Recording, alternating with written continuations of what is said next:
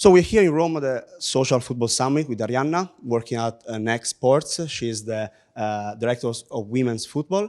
So my first question for you is, today we speak about thinking footballers, maybe differently from the past. So what's happening now? What are the next steps for footballers in our world?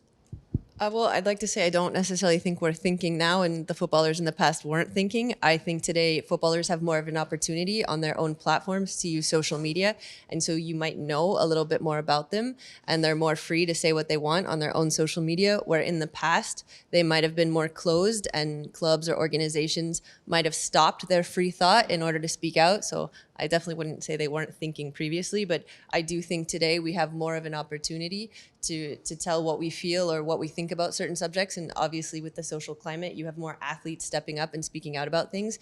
So maybe this is where the assumption's coming that they're thinking more, but I think most athletes have always been thinking.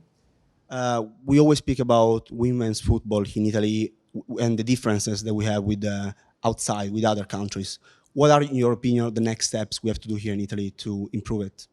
I think you have to stop separating women's football and men's football. I do it too. I use obviously the word women's football, but I think here in Italy we separate them so much that it becomes this mythical thing rather than looking at the players as football players, as playing football, not playing women's football. There's still 11 players. There's the similar tactics. There's similar strategy, and stop comparing it to men's football. It is separate, but it's still football.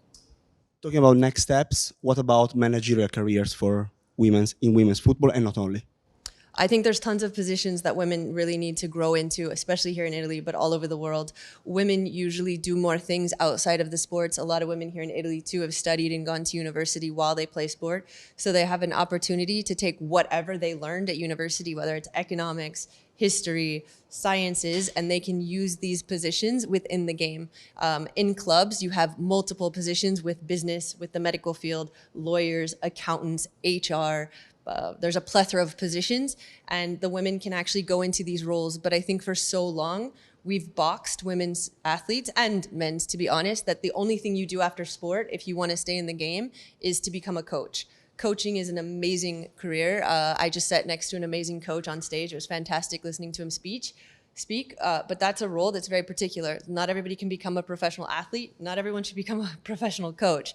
I should not be a coach. I know that.